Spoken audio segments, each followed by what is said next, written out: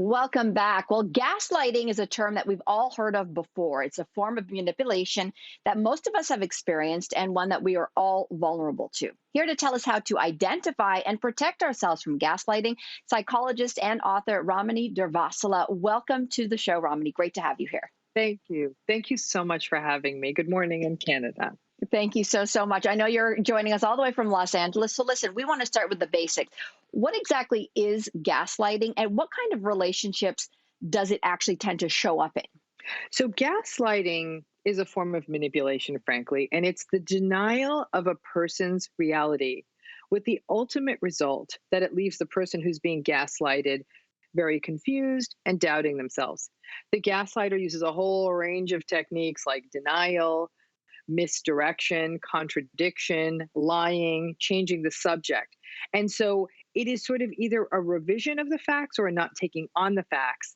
It's not always intentional, but when it's consistent, it's pretty intentional. So the most common place that we see gaslighting take place is in romantic or intimate relationships, dating relationships, marriages, long-term committed relationships. But it absolutely also happens in family systems, and it can even happen in the workplace. So this is a gradual process, but it leaves people feeling really destabilized, and it is considered to be a form of emotional abuse.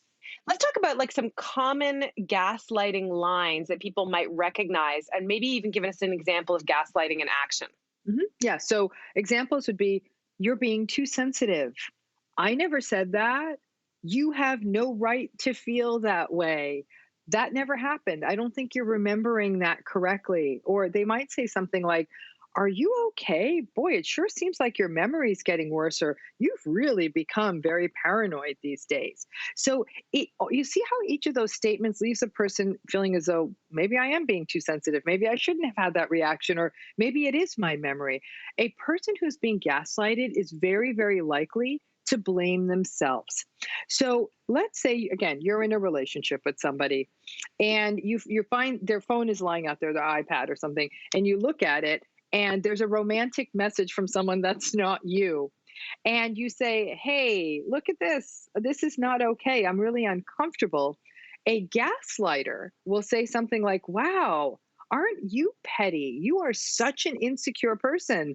It's interesting for you to be doing this. You've never been there for me. I'm miserable in this relationship. Do you see what the gaslighter's done? They're not addressing the thing that's happening, which is the inappropriate text message. Instead, they focus on pathologizing the person who's pointed out the text message. So they're basically shifting the reality to suit themselves. But gaslighting doesn't only occur on a one-to-one basis. You call this gaslighting by tribe. So where might that show up? So gaslighting by tribe can happen anytime there's any group of people. Most commonly, it happens in a family. So an example would be, let's say there is historically something that happened in a family, maybe a form of abuse or financial misbehavior or something, and you talk to someone in the family system. I don't know, you talk to a parent and say, this happened in this family, and I really think it's important people come clean. I don't even think I'm comfortable bringing my kids around here. And not just that parent, but everybody in the family system closes ranks and says, that never happened in this family. And when more than one person, it's bad enough when it's one person doubting your reality, but when it becomes multiple people, it really does become difficult to hold on to your own reality, because you're thinking, I can't be the only one that's right and all of them are wrong. So we can even go wider than that. You said opinions by numbers, and you say that this can happen on even a societal scale. So what does societal gaslighting look like?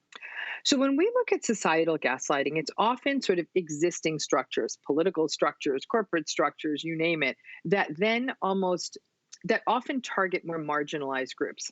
A great example, and this is a big part of the painful conversations the world is having right now, is racism. So societal gaslighting is, for example, when some authority organization or group says, this isn't a racist country. All opportunity in this country is equal, right?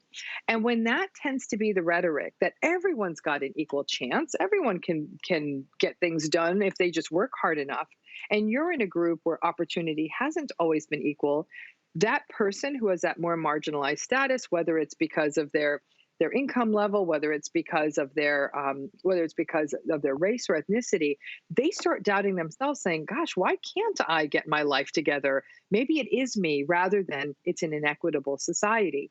And so what happens is any time that a marginalized group is sort of blamed for their circumstance, that's a great example of societal gaslighting.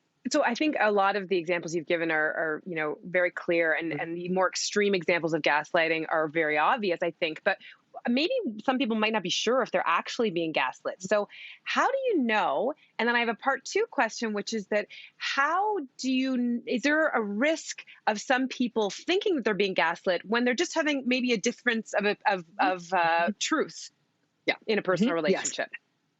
This is a bit, you're raising such an important issue, because a lot of times people will use it as a throwaway line in a relationship, like, "Stop gaslighting me." And the other person will say, "I'm just holding a different opinion to you." Another issue that comes up in day-to-day life is how often we feel like we need to present evidence for our feelings to someone and say, "I know I don't have a right to feel this way, but boom, boom, boom, boom." I'm thinking, I don't think anyone should ever have to provide evidence for their feelings. You feel the way you feel.